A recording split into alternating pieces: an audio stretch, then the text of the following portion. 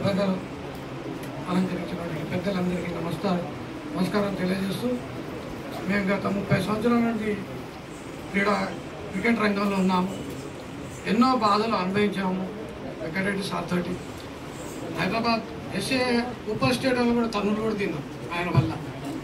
ఎందుకంటే ఎస్ఏకి వ్యతిరేకంగా గ్రామీణ ప్రాంతంలో ఉన్నటువంటి లోహిత్ గారు సినిమా యాక్టర్ గారికి దయచేసి క్లాప్స్ కొట్టండి. వేదిక మీద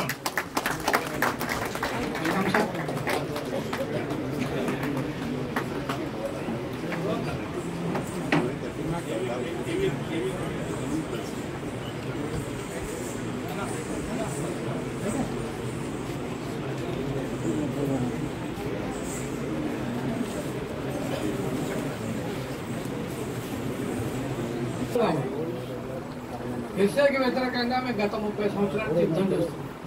జిల్లాలో ఇంతమందికి సెలక్షన్ అంటూ పెడతాం, కానీ వాళ్ళకు అనుకూలమైనటువంటి క్రీడాకారులకే సెలక్షన్ పెట్టి తీసుకెళ్ళి డిస్టిక్లో ఆడిస్తాం. అది ఏముండదు, దానికి విలువ ఉండదు, ఏముండదు. ఖమ్మంతో ఆడిచ్చినట్టు పంపిస్తాం అంతే. దాని వల్ల ఏం లేదు. 32 సంవత్సరాలు అయింది ఇంతమందికి జిల్లాలలో ఒక రంజీ ప్లేయర్ లేడు. సిగ్గుపడాలమ్మా. ఒక్కడే ఒక వ్యక్తి ఆడాడు, వెంకటరెడ్డి సార్ సారథ్యంలో గౌస్బాబు. చప్పట్లు కొట్టండి సార్. ఒక్కడే ఆ రోజు యుద్ధం చేసి గౌస్బాబుని ఆడిచ్చిండు. వాళ్ళు కూడా ఏం చేశారు, తెలంగాణ ముద్దుబిడ్డని ఒకే ఇన్నింగ్ ఆడిచ్చారు. ఇంకా లేదు ఛాన్స్ సెకండ్ ఇన్నింగ్ కూడా.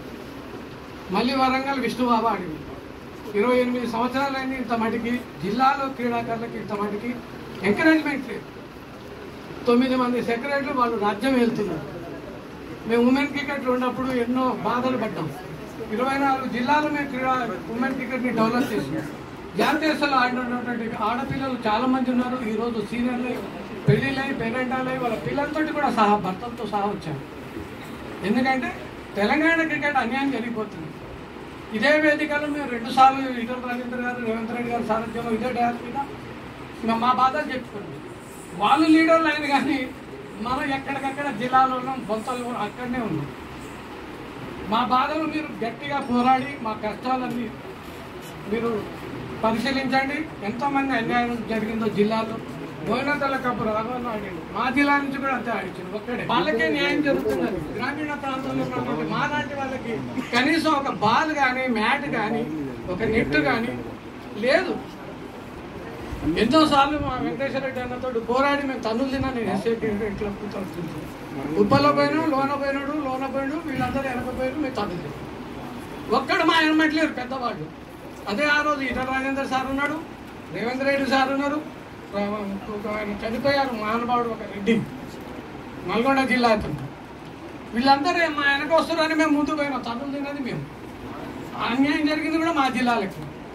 అదే వెంకటేశ్వర రెడ్డి గారు అదే హైదరాబాద్ క్రికెట్ అసెంబ్లీలో గ్రామీణ ప్రాంతాలకి క్రికెట్ అకాడమీ పెట్టాలని పట్టుబట్టారు. 28 సంవత్సరాల క్రితం మాట చెప్తున్నాను.